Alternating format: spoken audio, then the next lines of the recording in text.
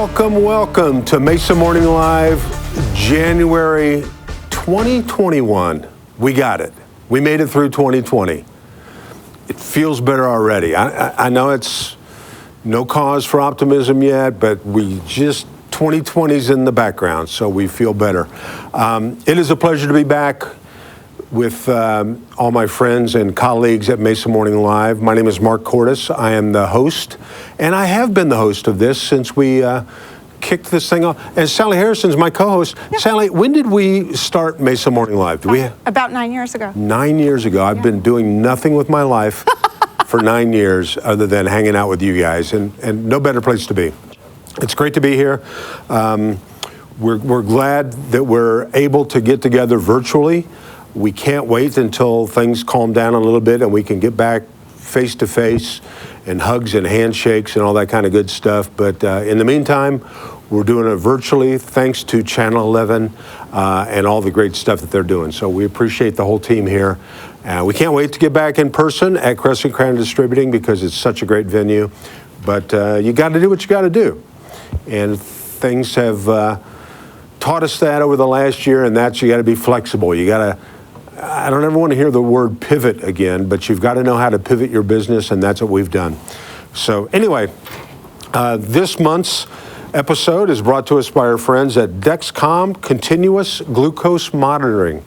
And I almost said that right. So we'll hear more from them and get the lowdown on what's going on with their business. As I mentioned, it's always great to be back at Channel 11 Studios, filming virtually. You can always check us out on Channel 11, and you can always go back. Sally, hit us with the website. mesachamber.org. mesachamber.org. You can go back and see previous episodes for the last 8 or 9 years, and I think, man, we've got some serious mileage on those. Our YouTube channel is very busy. YouTube, go back and see episodes that you might have missed when they first came out. You can see live music, you can see all kinds of great guests, and today we've got 3 great guests coming your way, so we're looking forward to it. In addition to our guests that we have, we decided it'd be fun to have a co-host. And so we've experimented around with this over the last few months, and there's no better co-host. She's kind of my Ed McMahon. Sally Harrison, the president and CEO of the Mesa Chamber of Commerce, which thank you. By the two, and I think we're not out of turn by saying this, probably the finest chamber of commerce in the U.S. Well, I have to say that, right? Yeah, we there think you go. So. We think so, and we work really hard. And you know what? The people that are watching us right now agree because they could be watching others, but no, they've tuned right in. There you go. To the Mesa Chamber. Nobody else has a Mesa Morning Live. Exactly. This is kind of unique, and we have a lot of fun doing it. We're going to kind of be silly and serious at the same time. We want to entertain you a little bit, and we want to educate you as far as what's going on in Mesa and the whole Valley of the Sun. Sally, what's new on the horizon? What do we have to look forward to in 2021? With the chamber? Yes. I don't want to predict anything else. Chamber's busy. You know, we're working really closely with the city, starting to put some things in place for the State of the City, the Mayor's Breakfast, and that'll be coming up within the next couple of months, so that's good. And, you know, we just finished our partnership with the city on the Mesa Cares program, so that was good, and we feel good about the businesses that we were able to help. And we're going to do some continuation of that through a grant that we received, so we want to continue helping our small businesses. That's great. And, you know, you mentioned what's going on in Mesa. For those folks that are watching on TV and maybe they live in Mesa, they want to know what's happening in Mesa, what's the best source to find out things like Mayor's Breakfast and City Mesa Cares and things like that? Is it a website? Well, we have a lot on our website, on the Chamber's website, but City of Mesa has a really robust website and social media also, so you can find that pretty much between the two of us. We cover quite a bit of that, and Visit Mesa also has a lot of information, so I think there's multiple ways to find out. That's great. Yeah. And if you're watching this... Not a lack of information out there. Exactly. And if you're watching this and you're not a chamber member, but you think, maybe I should be a chamber member because it would help my business. Hey, look, everybody's looking for an advantage when it comes to businesses have changed forever. So let's do everything we can to make your business a success. And the best thing you could do is join the Mesa Chamber. Yeah. And there she is right there. There you go. So, well, hey, one of my goals for 2021 was to get better at pronouncing difficult names. Yes. So thank you for stacking the deck.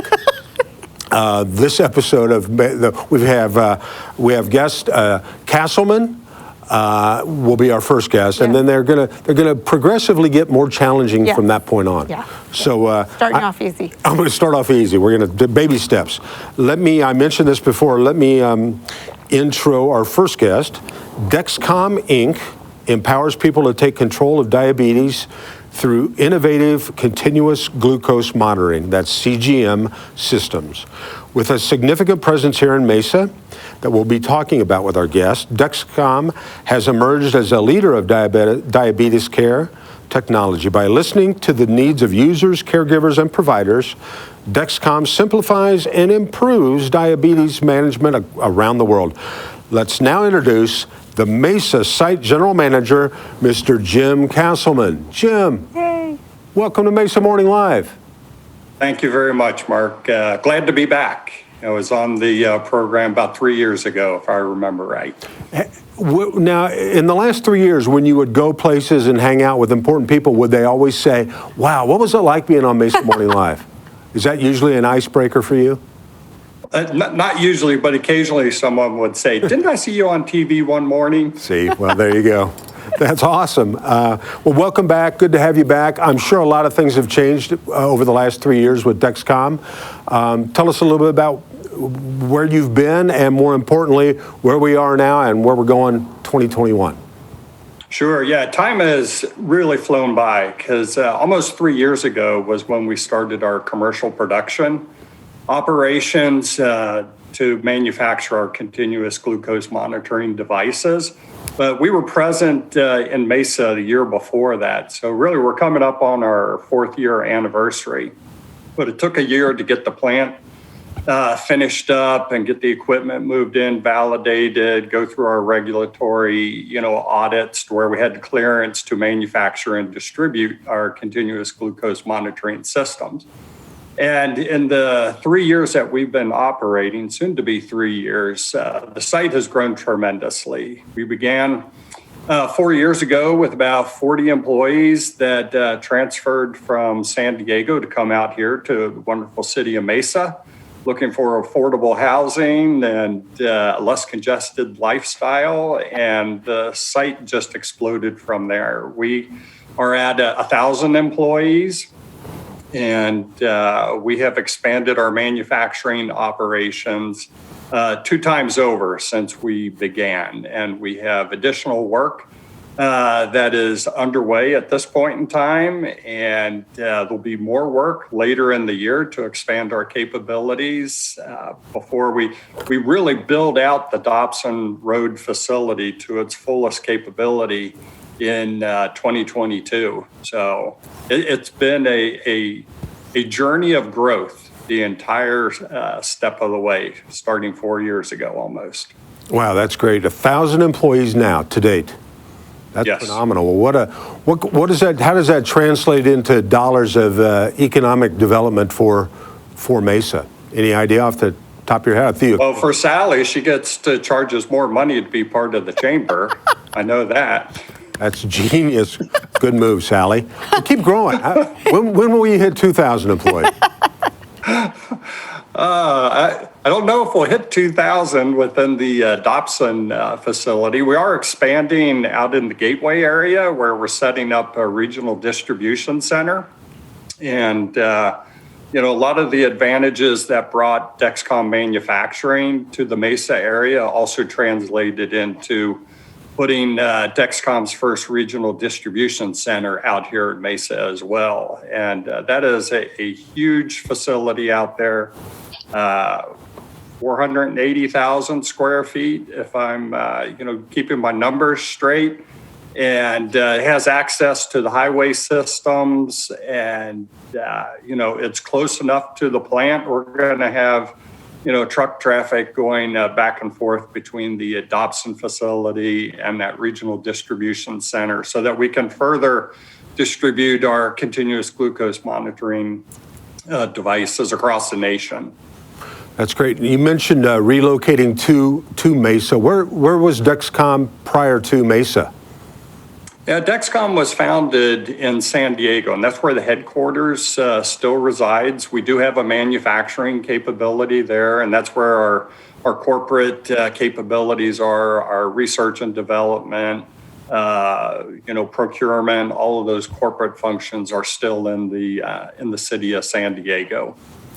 Just another example of California companies realizing that Arizona is much more business friendly, and let's the quality of life and what you get for your dollar out here is pretty stark contrast to San Diego. I think we learned that immediately.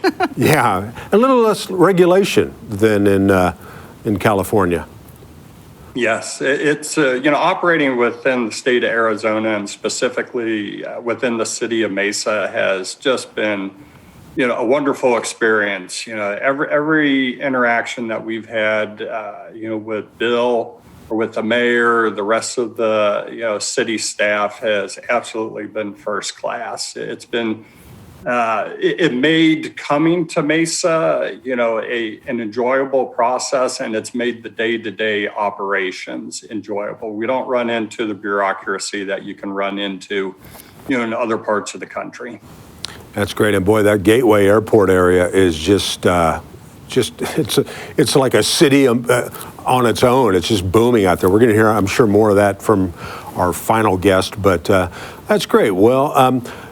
As far as glucose monitoring, I mean, I hate to say this as a outsider looking in, but diabetes is on that's an increasing situation or problem. It's an opportunity for you guys. But absolutely. But that's something that if you're going to have it, a GCM device like that is critical to the lives of so many people.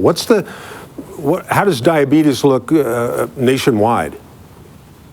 It is expanding, like you mentioned, Mark, and the capabilities of our CGM, our continuous glucose monitoring system, it provides patients real-time data of where their blood glucose level is. It is provided to the patient every 5 minutes electronically. We use Bluetooth technology. It goes to their smartphone or it goes to a receiver if they don't have a smartphone, and they can trend, what their trajectory is. Is my blood glucose level, is it rising? Is it falling? Hey, I'm exercising. It's causing this effect to my blood glucose level. And it really empowers the patient to be able to take control of their lives versus the old days where you did finger stick pricks.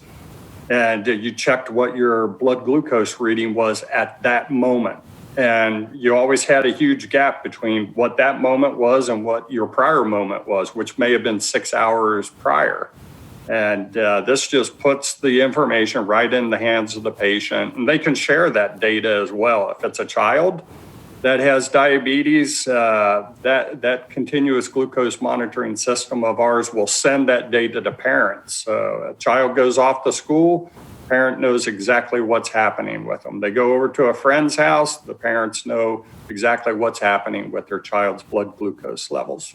Wow, that's crazy. I think of all the things I got away with when I was a kid because my parents didn't know what I was doing.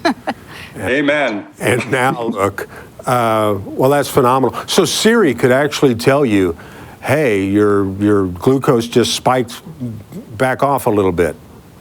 I mean, I'm maybe... I suppose that's technologically capable, yeah. But I haven't heard of that. Well, get on that, Jim, and let me know. I'll get with our R&D head, see what they can do about having Siri if she's not already engaged. That's awesome.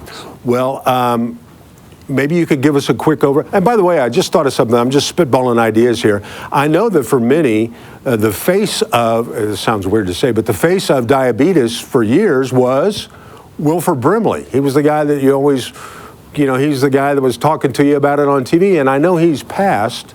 Rest in peace, Mr. Brimley. If you're ever in the market for a new spokesperson, maybe an older guy, maybe a beard, kind of haggard. Handsome, debonair, well-spoken. Well, I don't know about that, but maybe local, somebody that could come out to the Gateway area. Let me know, and I might have a lead on somebody.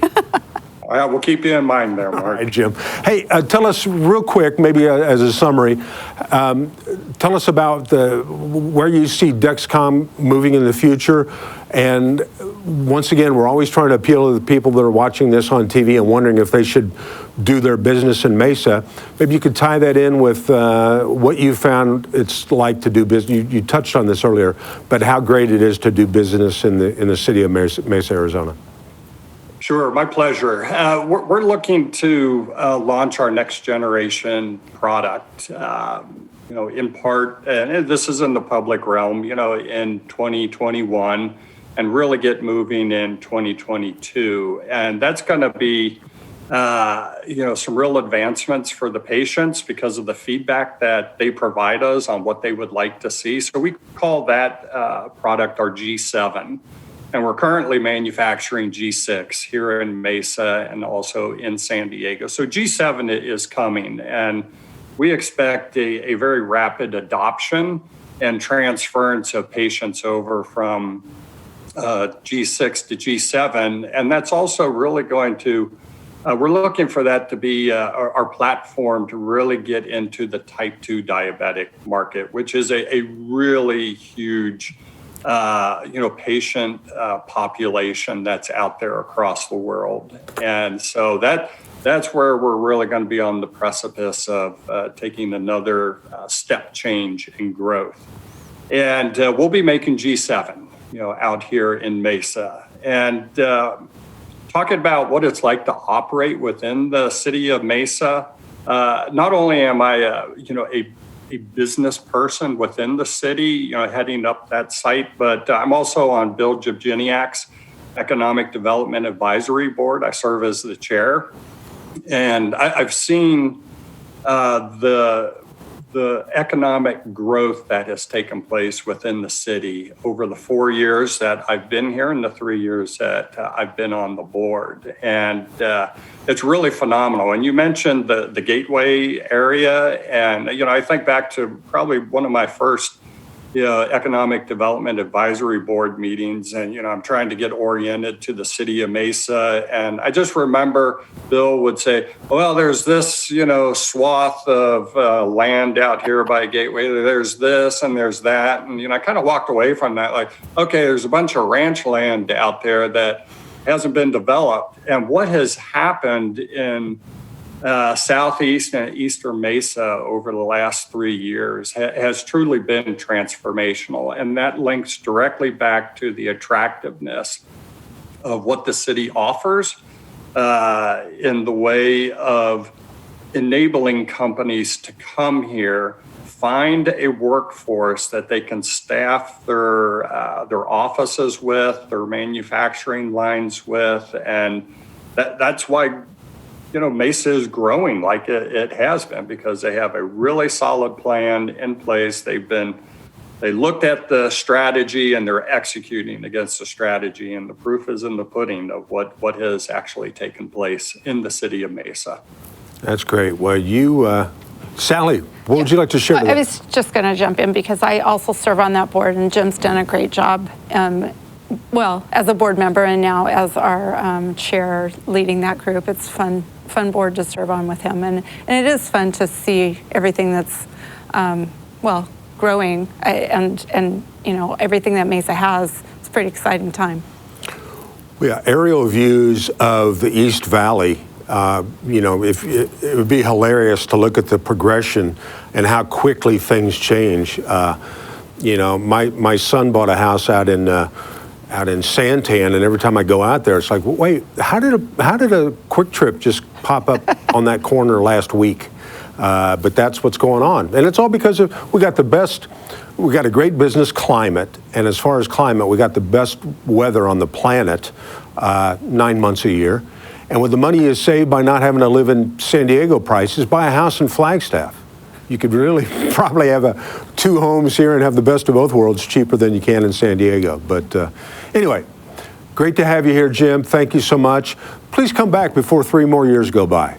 It's great to have you on This Morning Live. We'll do that, Mark. Thank you so much. Good work. Bye. Thanks, Dexcom. Appreciate it very much. Wow, that's a cool company. It is. It is. And when I saw their new facility out at Gateway, it's absolutely enormous. It's just huge. Wow. Yeah. Well, that's a growing business. I mean, healthcare, number one, and then that aspect of healthcare, as we mentioned, it's, it's going up. So good for them. Yeah. Thanks for recognizing a great place to live. Our next guest, our community spotlight, and this is a gentleman from the Mesa Rotary Club. Please welcome Dr. Ben Yanofsky. Ben, welcome to Mesa Morning Live.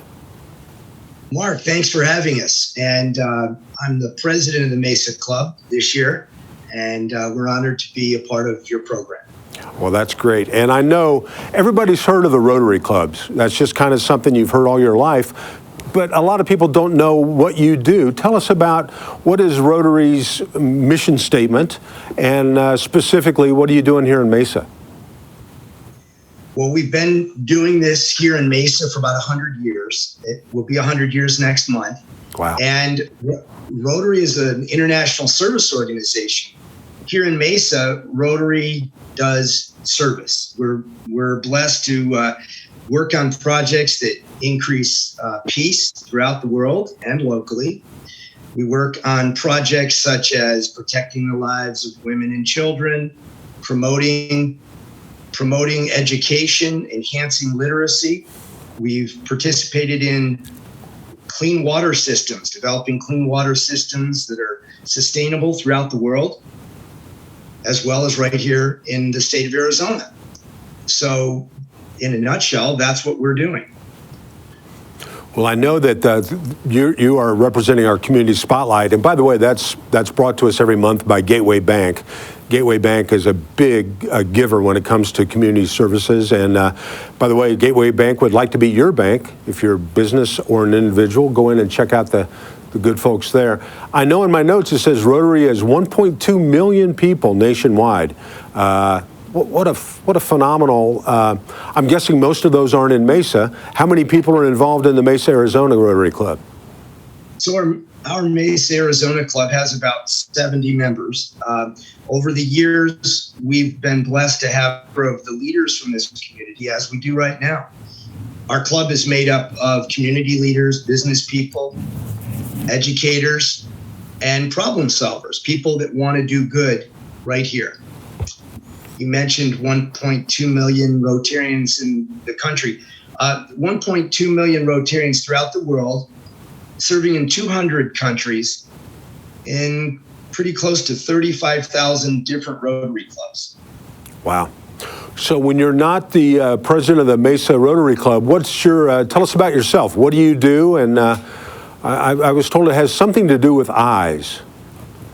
That seems weird. That's right. Okay. I'm part of an optometric practice right here in Mesa. It's called Advanced Eye Care of Arizona, and we're a proud member of the Mesa Chamber of Commerce as well. And we take care of all visual problems that people deal with, from needing glasses or contacts to specialty solutions for their vision.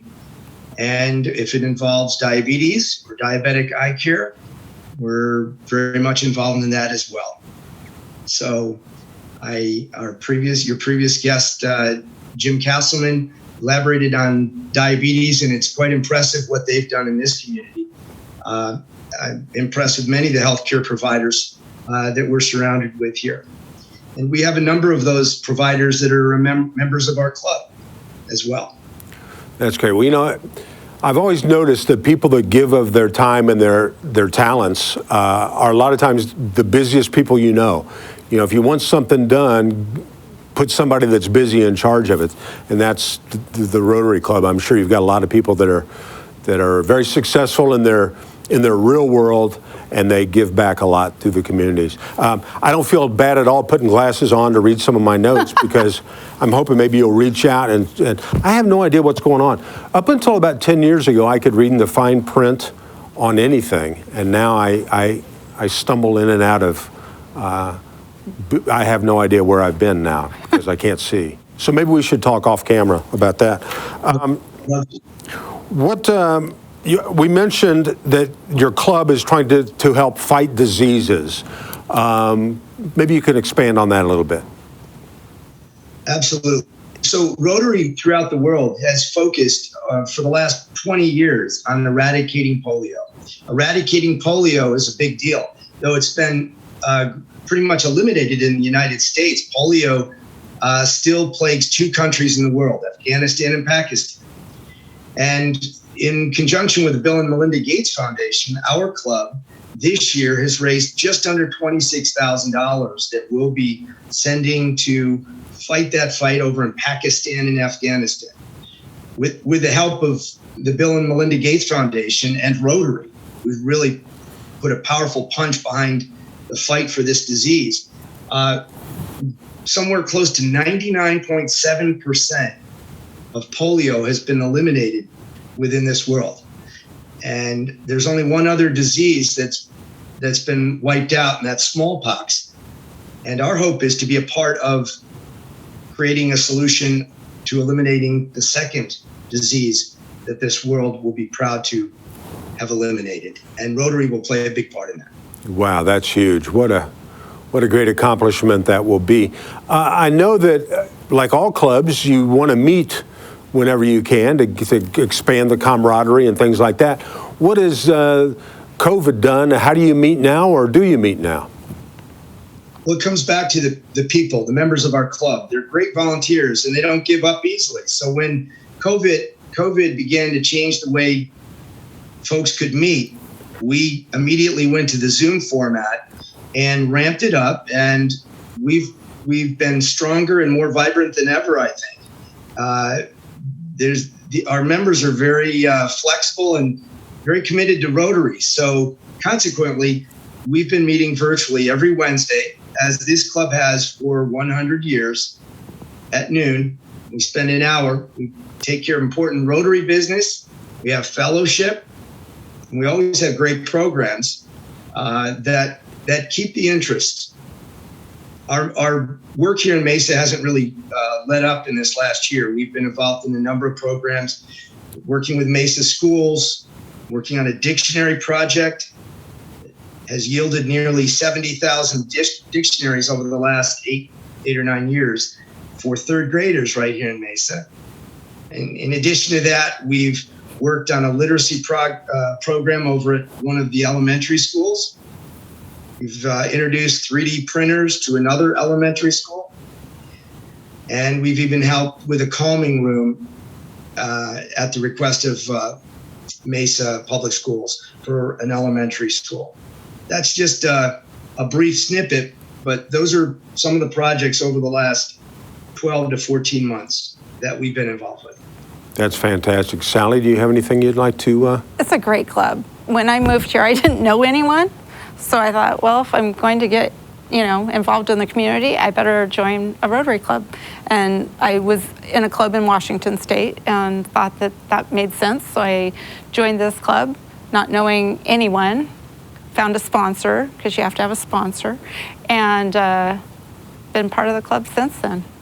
Wow. It's a commitment, because you're supposed to be there every Wednesday.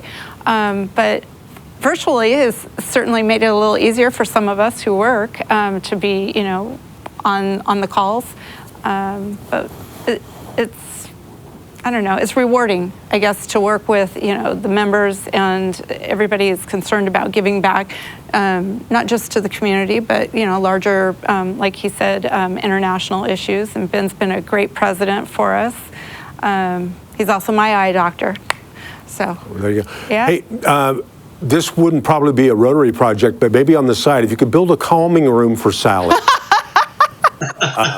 Maybe somewhere off her den at her house. Just a little calming room. That's a great idea, yeah. She liked that idea. Would you consider sharing some of her energy pills with the rest of us? I think that's what I need. We have to pass those around. Well, I'm convinced there isn't one Sally Harrison. There's actually 2 or 3. They're clones, and they run. They're kind of like a Roomba. You put them in the corner, they recharge, and then they go out and work for 8 hours, and then another one happens. There you go. And one of them's always at a restaurant. Frequently, in Mesa, yeah. Pretty much.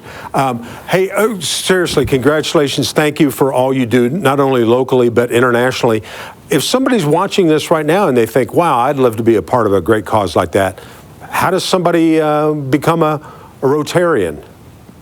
Mark, we'd love to have interested parties. As I mentioned, we're filled with members that are eager to do good, problem solvers, and being involved in the community. There are a lot of people out there in Mesa that don't even know what Rotary is. We'd love to introduce them to the club. They should go to the Facebook page, Mesa Rotary on Facebook, mesarotary.com to our website. And if there's still a question, they could always look us up through the Chamber of Commerce or give me a phone call. I'd be happy to bring you on board, let you know, let you see and experience what we do. It's contagious. That's great. It's all about service. It is about service. And you know what? I would be remiss if I didn't say this. I know that the way a lot of people like yourself can afford the time is to be successful in their real life. How about a plug for your business? Tell us about if somebody needs an eye doctor or more than one. Where can they find you? Where are you located? And maybe a web presence. So our office is on University Drive right here in Mesa. We're just a little bit west of Gilbert Road. And on the web, you look for advancedeyecareofarizona.com. Again, we've been here for almost 30 years in this community, actually a little longer with my predecessor, Dr. Ron Newth. We're pleased to be involved, and we'd love to help anyone with any eye care needs. We'll take care of you. If you have any questions, even if you're not a patient in our office, just give me a call. We'll be happy to try to answer any questions you need or consult with you. That's great. Well, thank you. I know you're a busy man. Thank you for taking time out of your day to be with us on Mesa Morning Live. I think this is your first time. Please, let's not make it your last. Come back and see us again.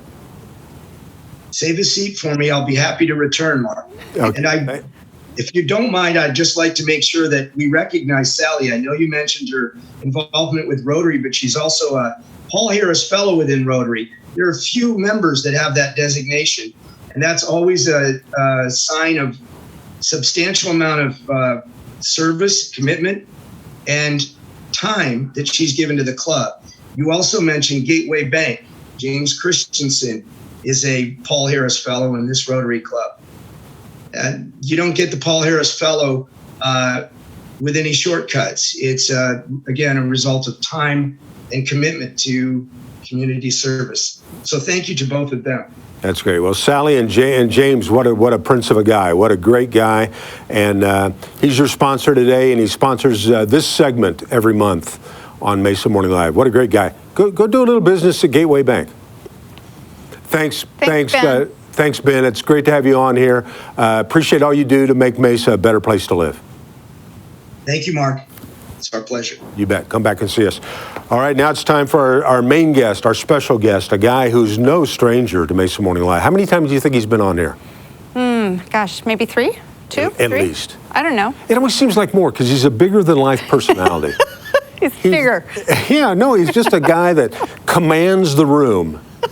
Whether we're together or I don't even know where he is now, but he's somewhere in an office, somewhere with a camera in his face, and it's always great to have him. I'm going to give his official title because I don't think I've ever said this properly. He has served as the City of Mesa's Economic Development Director since 2007, which hard to believe that's 14 years now. Yeah. Has more than 30 years of results-driven vision and leadership in revitalization strategies, public and private partnership opportunities, project financing, and business recruitment. Please welcome back to Mesa Morning Live, truly one of the driving forces that you just see Mesa. It's like the blob. It just keeps getting bigger and bigger. And one of the reasons for that is our next guest, our main guest, Mr. Bill Jabjiniak. Good to have you here, sir. Mark, it's good to see you again. And really, I'm the blob now. Is that what you just said to me? Differentiated. You're not the blob. You're the driving force behind the blob, which is this. Okay. And I say blob in a beautiful term. Just the growth of Mesa's. It's kind of unforeseen. I mean, 20, 30 years ago, did you think you'd be where you are right now?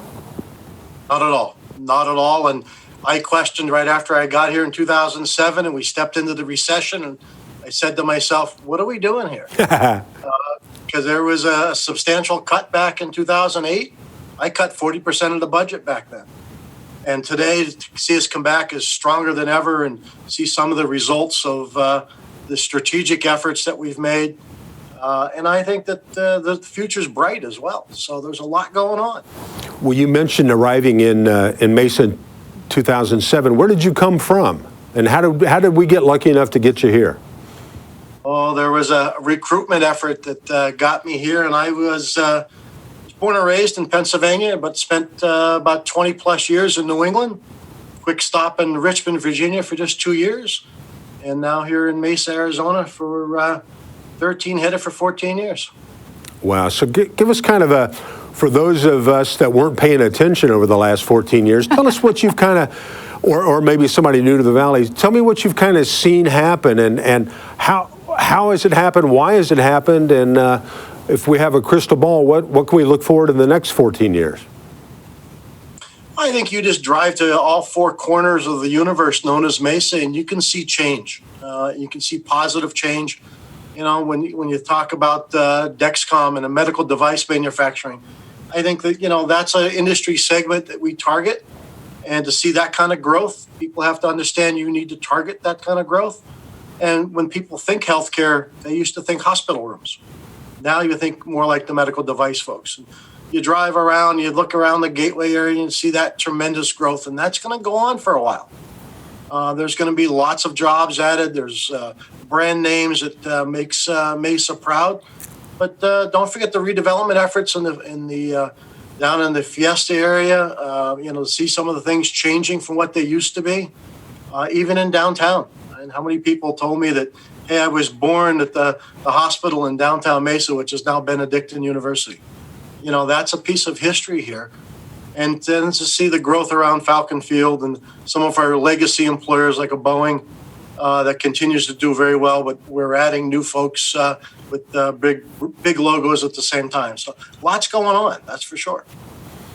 When the calendar turns every year to January, and those of us in Arizona are reveling in our beautiful weather, your mind kind of starts thinking about spring training. And I know this is going to be probably a crazy spring training year, but what's going on at Wrigleyville and Riverview, and what's on the horizon for spring training? So the first good thing is spring training is on schedule. And I think that it might be a lot less fans than we're used to at a Cubs game, that's for sure. But with the A's and the Cubs here in town, I think you're going to see attendance reduced substantially. But there will be baseball played, and right now it's on schedule. It's always subject to change. But I think one of the new things you're going to see is there's a brand new hotel open. And it's not an extension of the Sheraton. It's literally a brand new Marriott Courtyard, literally off the right field line. You can walk right into those front doors. Gorgeous property. There's also a big new office building sitting out in one of the old parking areas. And that's 240,000 square feet of Class A office that Mesa desperately needs. We have a tenant that will occupy probably after spring training. That'll take approximately one floor of the 4-story building. So there will be still parking in and around that for spring training, even though we may not need all of it. But I think the point is there's tremendous growth, there's tremendous visibility in that area. But what's fun is across the street, right in front of Bass Pro, we're actually going to get a Raising Cane's. So what's the significance there? You continue to see interest in retail growth in certain segments or certain parts of the city as well. And I think as you go around the corner and follow Bass Pro Drive out towards Alamo School, there's 4 office buildings sitting back there called Waypoint. They are 95% full. And based upon that, they are just now getting approval for a 5th building. Nice. And that'll also add a parking structure in that area. So again, your Class A office, which is your higher paying jobs in that northwest corner of the world, is very much in demand. And I think we clear the pandemic and you'll see the office market bounce back pretty strong. That is crazy growth. Maybe you could speak to this. I know a lot of people now, when everybody's concerned about COVID, obviously. They go, why would somebody build a hotel right there on the right field line at Wrigley? They don't understand the timing process. This was years in the making. It just doesn't happen like that overnight. So maybe you could speak to that a little bit. Now, Raising Cane's might go up a little bit quicker, but a giant Marriott, that was probably on the books for what, 3 or 4 years? Well, economic development takes its time. It takes time to bring a project to fruition. And that's what people will have to know. And that's what's great here with Mesa. I think, with the support and the leadership of the city manager, he understands what it takes for economic development projects to get to completion. The elected officials have been extremely supportive of our efforts. But when you start talking about what's it take to add a brand new hotel, and you got different slivers of land that have to be acquired, and how do you handle parking arrangements with the Cubs and all of those deals. So they were multiple years before they started construction. And then you get into the COVID thing, and that just delayed it even longer. What usually takes about a year took about a year and a half to get completed, maybe even a little bit longer. And then they need to do that sort of test run, make sure they're ready for the crowds when they arrive. So this gives us a different price point to match up to the full service Sheraton product, and a limited service item like the Courtyard does well. Well, what's funny, Mark, is during the whole process, everybody thought the Sheraton was expanding. And I really smile, because I think that's that uniformity that's created in that dynamic of Wrigleyville. And you'll see it become a little more walkable in time. And it's exciting. We're seeing a lot of interest in development in and around the lake, in front of the stadium. But our number one item is keep the Cubs happy, and how do you take care of parking for what's usually 15,000 people, pretty regular at a baseball game. Oh, that's great. Yeah, all the Cubs fans, years ago I was flying back from Chicago to Sky Harbor during spring training, and I think I was the only guy on the plane that didn't have Cubs gear on. It was like a chartered flight, and it was just crazy how they support their teams. And for one thing, they're escaping cold weather and wind. Well, tell us other parts of Mesa. Talk about West Mesa and the Asian district. What's going on there? So West Mesa, right before the pandemic, we had a lot of great things. I think with the Asian district, we announced a new branding campaign. You're seeing a lot of new restaurants open in that area, up and down Dobson Road from roughly Main Street down a little bit past Broadway, just right by Dexcom, as a matter of fact. But what now? H Mart opened a Korean grocery store. That's a big deal. That's the only one in the valley. People travel from a long ways to get to that grocery store. But I also think it's important to know that Mekong Plaza is in the process of expanding. There are other restaurants looking to come in there, and I think we get beyond the pandemic, you'll see that investment continue to go forward. But we tried to jump in and help with a lot of branding. We had a night market, which drew a lot of interest in that area as well. But then think about what West Mesa is. Much more than what I'll call out east to the Gateway. It's a redevelopment area. And we created some tools, some forethought there to create redevelopment areas, which includes that region. And right now, Banner's in expansion mode. They're adding 5 stories to an existing building, and that's going to add a tremendous amount of beds. They're clearing other buildings to make way for additional construction. So think of it, that's just all on Dobson Road. And then you go across Southern and you look at the northwest corner of Alma School and Southern. And that used to be one of the most blighted corners in the whole valley. Yeah. So now today it's all demolished. Construction is just starting.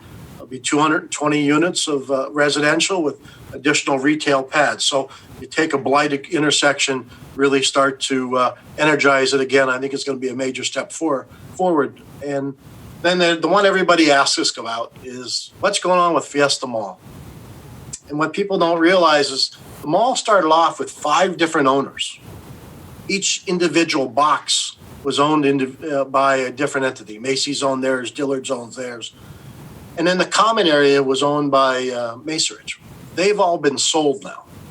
And today I will tell you that We've gone from 5 owners to 3 to 2, and now there's an agreement in place to get down to 1 owner. That's good. That'll allow that owner and the city to work together on a vision to really redo that so it's no longer the old Fiesta Mall. It'll be something new.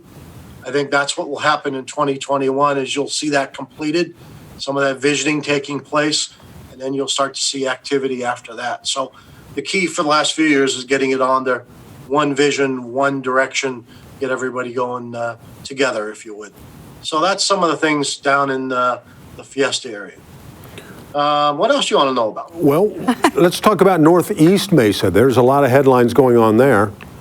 I know a lot of this is top secret kind of stuff. You know, people don't have the access to know a lot of what is in your noggin, but share with us what you can about Northeast Mesa. You want to see the file of non-disclosure agreements that I have behind me? No. I would like to see that. Yeah, no, it's a no. But I think, let me start with an existing, one of the major employers in Mesa is Boeing. Boeing now employs in excess of 4,500 employees. Wow. That's major. That's home of the Apache, but they're doing so much more. They're building wiring harnesses for other platforms that they have as they continue to work through things. But they're finding the same thing that Jim Kasselmann spoke about earlier, and the workforce here and the ability to move from Seattle to here.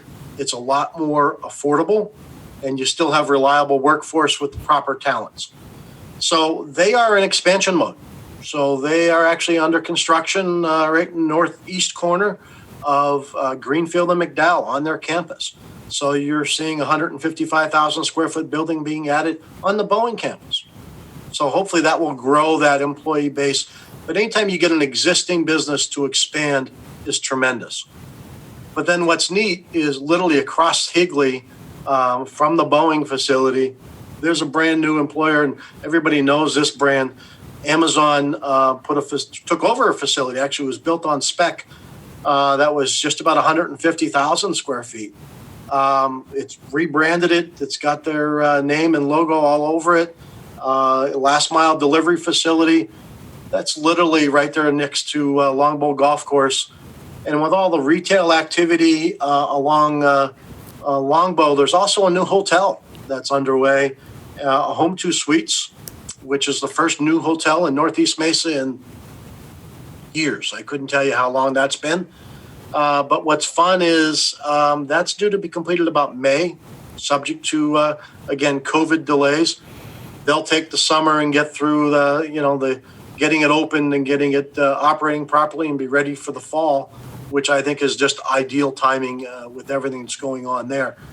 But then when you start to think about, all right, what else is going on? On the airfield, we've got a lot of development. There's hangars being built on the northeast corner of the airfield, as well as I'll call the western side of the airfield.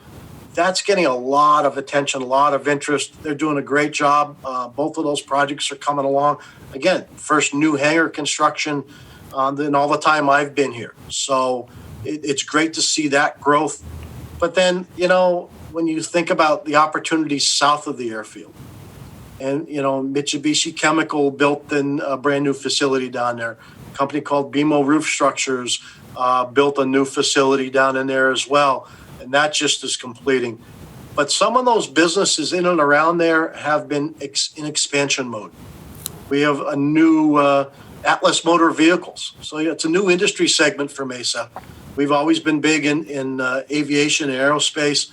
Well, now you're seeing a lot of interest in electric vehicles, not just in Northeast Mesa, but in Southeast as well. But Atlas took down 40,000 square feet. So you're seeing different industry segments take product, and then now you're starting to talk, as you go back and talk to them, they're already in expansion mode. Just like Jim Kasselmann showed up and, he only promised us 500 jobs. Well, he delivered those in, pretty quick turnaround, and now they're over 1,000. I think that tells a great story about what's going on in Mesa. But there's a few different businesses in that expansion mode that I think are prime for the Falcon area as well. So there's new construction, and there's more coming. There's things being talked about that I want to see if really comes to reality here in the near term. But there's retail, there's office, there's more industrial being talked about over off of Greenfield, just all kinds of great stuff. Hey, Bill, can you talk about number of jobs? Because I know our friends at Amazon, that's not a small facility, and obviously a lot of people are going to be employed there. So they have not disclosed a very specific number of jobs for that facility. However, think about it when it comes to the end of the year. They have a lot of parking for a lot of vehicles, and that number and Bill's guesstimate will grow probably between 500 and 600 employees, which is tremendous. And that I can tell you now, some of those businesses are already seeing a bump out there. Some of the drivers are stopping to get gas. They're stopping to buy something at the restaurants and so forth. That's all positive. That's all brand new to that region. But, I think in the past couple of years, we've seen a tremendous amount of I think we've seen over 12,000 new jobs in the last 5 years. And that's been attracted or retained. And we're always at risk of having businesses being pulled away from us. So we work hard at the retention side of this as well. But when you start to think about, business retention, expansion, close to 75, 80% of your growth will come from your existing business community. And that's something that we have focused on here in our economic development division quite a bit to help them grow, make sure they know we can help them get through the process, the bureaucratic process, and get them to construction, and even through construction, helping them with a variety of, whether it's, hey, I need a new gas line, or how come this isn't going, or what's going on. So we do a lot of facilitation is what I call it. So there's a lot of jobs out there overall in the city. This is going way back. I'm going to show how out of the loop I am. But at one point, there was talk of a Gaylord resort property somewhere out. Is that off the books? Is that because they do cool stuff? Gaylord, that deal we did, if I remember right, Mark, during the recession. Yeah. And it was a great announcement. 2008, 2009, probably that came out. And that was going to be on the corner of Elliott and Ellsworth in Southeast Mesa. Today, Gaylord is gone. They've been sold. Marriott actually bought them out. Oh, wow. Yeah. And that dream of a big resort in Southeast Mesa for now is gone. You're seeing a lot of other interest. But one of the things we determined quickly was, what's Elliott Road have that's unique? When you stop and think about it, it's got a lot of power. There's a tremendous amount of power just on the north side of Elliott Road. There's a lot of water that sits there. We had a water treatment plant. SRP had a major investment in receiving stations, substations, dark fiber. Fiber is important for businesses today. And we got a company, I'll stay back in that area, called First Solar, come in, and they wanted to build a building. And I remember our engineering staff stood on their head and went from design to construction completion of 1.75 miles of a water and sewer line in 10 months. I tried to do that in the frozen Northeast or around Chicago or other places. So right. That really led to First Solar. But then First Solar sold the building, and that became Apple. And then we started to look at, hey, wait a minute, a lot of these tools here are great for technology companies. And today I will tell you that while Apple is our anchor, and they are certainly, if you're going to build a tech corridor, if you can lead with Apple, that's a great story. But a year and a half ago, we announced the Google folks anchored the west side of the tech corridor. Today, I'll tell you, there's probably 3 other deals in there that are large in nature, that are tech related. There's a bunch of other, listen to me, talk about small deals at 100 acres and, 7 buildings and, millions of square feet added up that are either on the books being planned, about to start construction. City invested heavily in the road and its branding out there. And that really has told the story about the Elliott Road Technology Corridor. And that has now gone nationwide, been recognized nationwide, been well received. And I think that's something to pay attention to here in the very near future on Elliott Road. And I think there's just a variety of manufacturing now that's starting to look at, manufacturers take water, manufacturers take power. And when you start to think about, look at the announcement in Phoenix here recently with TSMC. We're seeing supply chain out here. That's a good sign. So again, that's a regional benefit, and that's what you'll see from the Elliott Road Tech Corridor. You mentioned that, it's obvious that Arizona and Mesa in particular are very attractive to companies looking for a place to relocate.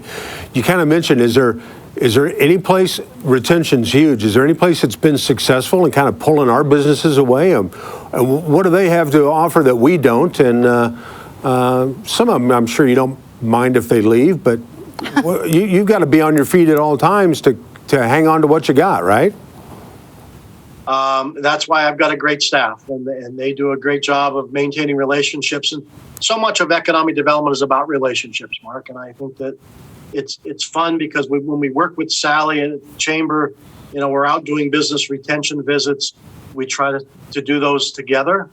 And that gives Sally a chance to talk about what's going on with the Chamber and just try to engage them in what Mesa's all about. But, there's not one particular location. We compete heavily with the Austins of the world and Salt Lake and Denver to a degree and several other places. But it's easy to pick businesses off coming out of California. But several of the other states are doing the same thing. And what's great is we've seen a tremendous amount of growth, especially after the pandemic has hit in the industrial side. And why is that? A lot of companies are looking to bring products closer to home. A lot of what we call reshoring, coming back from maybe being in other countries, and they want more reliability. And we're trying to have product ready. They don't want to wait today. And I think that's what's been fun. But I have a dedicated person that goes out and visits with businesses on an ongoing basis to be able to make sure we understand their needs. Maybe nothing today, but something in the future. Hey, I remember this guy. What's his name? Bill. Oh, yeah, I got to call him from the city. Now we're going to talk about, hey, how do I get a sign permit to, I'm going to bring $1 billion business? And, earlier this year, we announced CMC Steel, great partner as well. $300 million capital investment with a brand new facility here in deep Southeast Mesa. Why is that? Had a lot of the positive things they're looking for. That quality workforce is the number one issue today for businesses. Is where do I find my workers, my qualified workers, whether it's engineers or production folks on a line.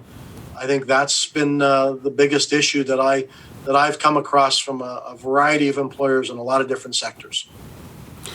Yeah, I knew you were going to say Austin, by the way. That's a booming place, but Mesa's got their big slogan there is "Keep Boston Weird." And have you heard that? Yeah. And I think Bill, you and Sally and I are doing our best to keep Mesa weird, and I think that's an important part of this. We're somehow overlooked, but it's an important part of the cog. You mentioned Chamber, and by the way, a lot of those businesses, most of those businesses that you've mentioned are Chamber members. If you were doing a little sales pitch to somebody that's watching this right now at home, why would you tell them that they should be a Chamber member? He does this well, by the way. He does this well? He's referred quite a few people to us, yes. Good. Keep it up. Yes. Appreciate it. Thank you, Sally. Well, first of all, Mark, you're a tall guy. We can always put the arm on somebody and, twist it a little bit. But I think it's actually so much easier for Sally's approach to things have been, here's the list of things. She listens to what their interests are and then develops a program to get them engaged. Not all chambers do that. Offering services, I think that they need how to partner with the city. She gets calls from our business community, just like I do. But together we can figure out a way to cut through this she'll call me and say, hey, can you help someone with, they can't get an answer from Development Services or someplace else? Yep, sure. Let me see what I can do. That's a big plus. And just, I think the approach has been tremendous. We tell businesses, when we ask about getting engaged in the community, especially the bigger ones, then we try to tell them they can start with joining the chamber. And that's been very effective as well. He's right, though. It's about building relationships. And I think, when you focus on that, it works. That's great. It works. But before he wraps up, can we ask Bill maybe just to talk for just a couple minutes about the CARES program? Because as busy as his team has been, they've also had kind of a side gig over the last few months, really focused on the technical assistance program. Well, Sally, you were a big part of that Mesa Cares program, and you're right. After the initial pause from COVID back in March, this group took off. We have not slowed down. This has been an extremely busy period, but also pivoted about half the staff to really work with the small business community. First and foremost is getting out, talking to them, having that relationship. What do you need? Let's educate them about PPP programs. Let's talk about EIDL, economic loan programs. That's the federal government assistance. And then we developed sort of this utility assistance program. That was one segment. Then we went to the technical assistance side of things that Sally just spoke about. And really we learned a lot. And we worked with a lot of community partners. And in reaching out and trying to help small businesses, what do you need? Well, I'm going to need help with marketing. I'm going to need help with, I don't know how to do payroll. I don't know, where do I start? And a tremendous amount of people don't have a web presence. They didn't know how to run the checkbook. They take money out of the cash register and they didn't keep records. I think one of the bigger ones that was promoted is, how do you promote yourself on the web? Well, let's just look at Google Analytics and things that I take for granted, not everybody knows about. Yeah. And I think some of those programs have been well received. We're actually going to continue some of those after the federal CARES money has moved on. We're going to continue some of those. And now the last phase of it was a marketing piece, really focused around some of the harder hit. Think about all the hotels that sat empty. And now how do you try to draw people back, or the local folks who need a weekend getaway? This is a tremendous opportunity for them as well. We've got some great properties here and great partners as well, not just on hospitality, but, and Sally can certainly speak to the programs they have, but really took small business, half the staff, Jay O'Donnell and staff, really, who's the assistant director here, stood up a program and in a hurry, made a great success story out of it. And for that reason, we're going to continue a lot of those programs here going forward. So it's a good story. Thanks, Bill. That's great. Well, Bill, thank you so much. I know you're a busy man. We appreciate you all taking time out of your busy schedules to be here and hopefully let people know a little bit about what's going on behind the scenes in Mesa, Arizona. We'd like to thank all of our guests, Bill, Dr. Ben, Jim Kasselmann. We appreciate your time. Thank you so much. Keep doing what you do to make Mesa, Arizona such a great place to live and obviously to have a business. Sally, anything you'd like to add before we kick it to our special guest? No, I think we're good. That's a good show. We appreciate you coming, tuning in. As we mentioned before, you can always go back and look at previous episodes. Speaking of previous episodes, a couple of months ago we had Blaine Long, the Valley's own Blaine Long, as seen on The Voice. Yes. Phenomenal talent. And he was so well received that we asked him to cap off today's episode. So without further ado, please enjoy the musical talents of Mr. Blaine Long. We'll see you next month on Mesa Morning Live.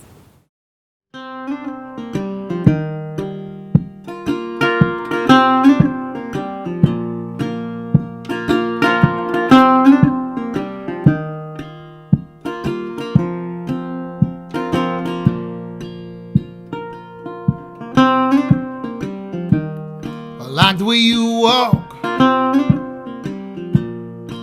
love to watch you walk. Hey, my girl, don't walk away.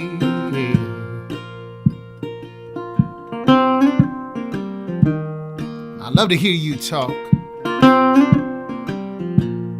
I love to hear you talk. How my girl wanna hear you say,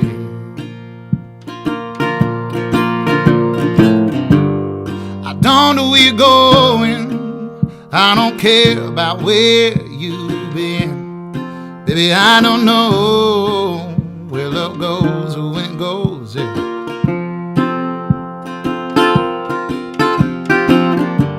Well, I'm so close to tomorrow. Hell, I forgot about old yesterday. Singing out, I don't know where love goes, yeah, when it goes. And I hope you can understand. Not trying to be your man. Hey, well, I hope you could just understand.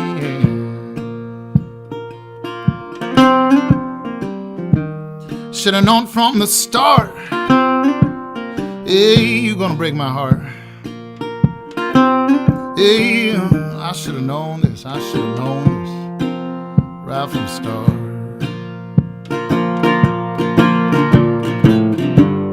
Well, I don't know where you're going. I don't care about where you've been. I don't know where love goes or when it goes, hey.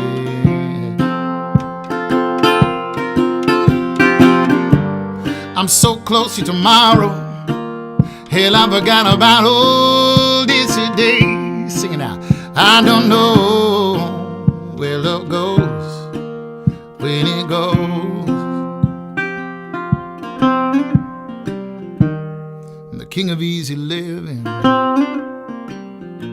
she's a queen of broken hearts. Let's take it right back right where it started.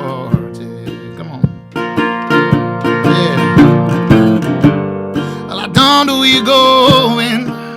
I don't care about where you be. I don't know where love goes or when it goes, yeah.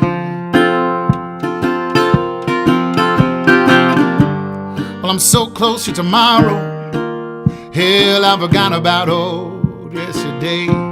Singing, I don't know where love goes or when it goes, yeah.